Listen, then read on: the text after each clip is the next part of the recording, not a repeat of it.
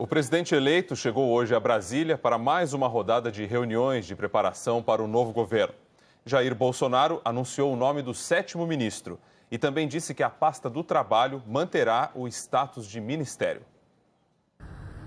O presidente eleito saiu de casa no Rio por volta das 5 da manhã. Embarcou rumo a Brasília e, quando chegou, foi direto para a sede da transição no CCBB. Jair Bolsonaro usou uma rede social para anunciar mais um ministro. O general do Exército, Fernando Azevedo e Silva, foi indicado para assumir o Ministério da Defesa. É o 7º ministro na equipe de Bolsonaro e o 3º vindo das Forças Armadas. Azevedo e Silva estava trabalhando como auxiliar do presidente do Supremo Tribunal Federal, ministro Dias Toffoli. Na mesma hora, o ministro Dias Toffoli disse em nota que certamente sua larga experiência contribuirá para o fortalecimento da atuação das Forças Armadas, da segurança e da defesa no Brasil. O futuro ministro do GSI disse que Azevedo e Silva será um facilitador da interlocução com o Supremo. Sempre facilita.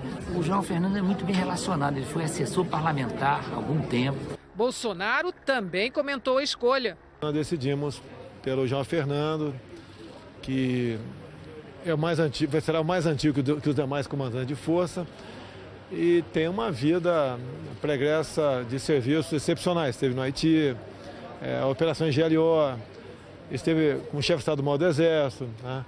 Além de Azevedo e Silva, os outros ministros são o próprio Augusto Heleno, Segurança Institucional, Marcos Pontes, Ciência e Tecnologia, Paulo Guedes, Economia, Sérgio Moro, Justiça e Segurança Pública, Tereza Cristina, Agricultura, Onyx Lorenzoni, Casa Civil. Jair Bolsonaro tirou a tarde para visitar tribunais superiores do trabalho, militar e eleitoral. E foi nesse entra e sai que ele falou com a imprensa. A conversa no TSE foi informal. Bolsonaro aproveitou para pedir desculpas pelas críticas que ele fez à urna eletrônica durante a campanha. Senhora ministra, primeiro, muito obrigado por nos receber. Estou muito honrado. Juntos podemos mudar o destino do Brasil.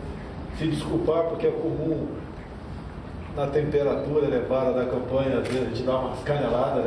Mais tarde, Bolsonaro disse a jornalistas que se ofereceu a ajudar a melhorar a votação eletrônica. Eu tenho na minha cabeça uma proposta para aperfeiçoar o sistema de votação, mas falei que levaria ao conhecimento deles primeiro, antes de apresentar. Em outra entrevista, Bolsonaro recuou da ideia de juntar a Secretaria do Ensino Superior ao Ministério de Ciência e Tecnologia. O princípio vai ser mantido o Ministério da Educação mesmo. Sobre o futuro ministro de Relações Exteriores, Bolsonaro disse que será alguém do Itamaraty. Possível acontecer até amanhã. Está bastante madura essa questão, né? E queremos alguém do quadro do Itamaraty. Presidente.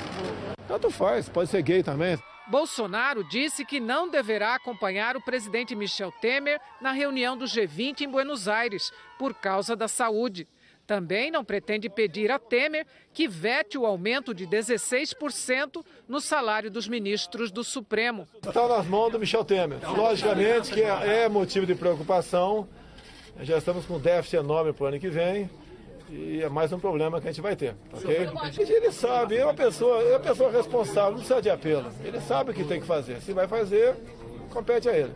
Enquanto Bolsonaro cumpria a agenda, servidores do Ministério do Trabalho protestavam na esplanada contra a extinção da pasta.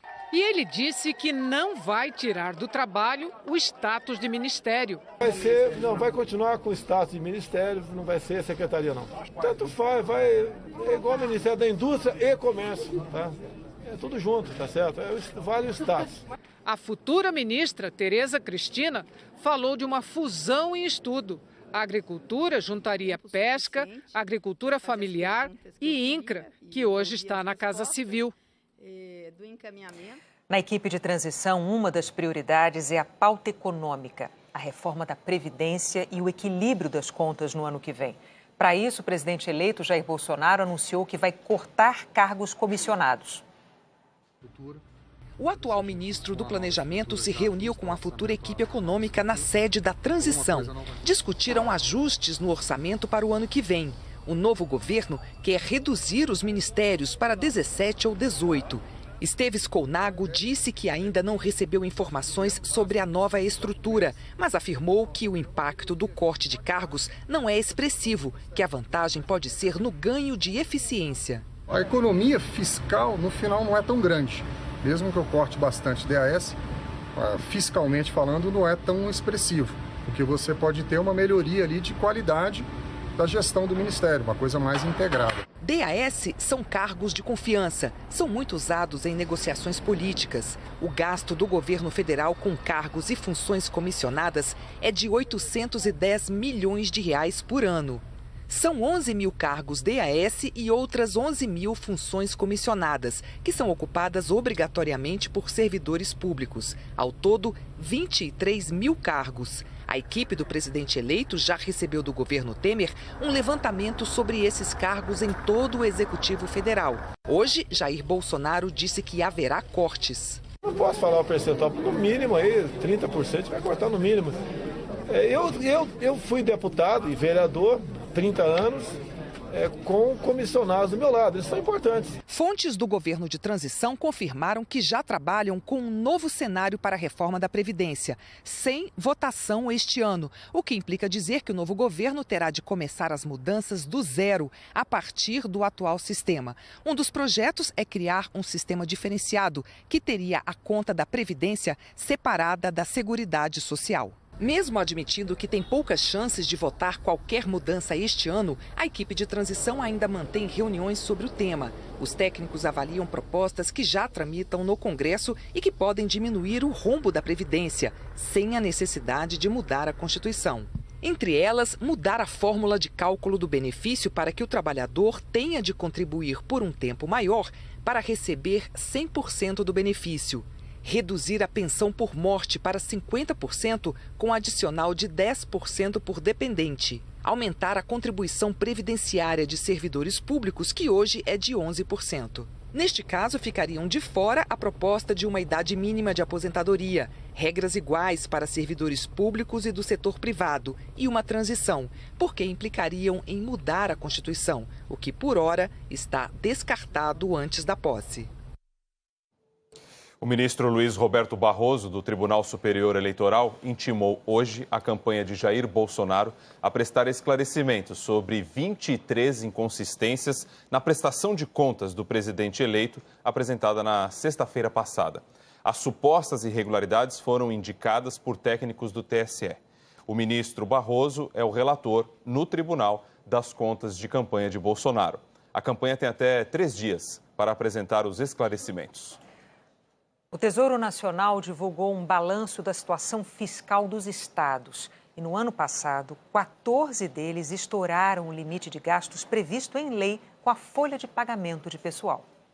Orçamento de casa é coisa de gente grande e de gente pequena também. Eu queria uma boneca, mas acho que eu prefiro viajar com a minha família.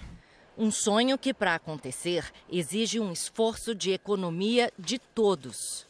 A gente economiza na água, no banho das crianças, na energia, o tempo de televisão, de videogame, basicamente tudo. A gente não deixa nada nas tomadas.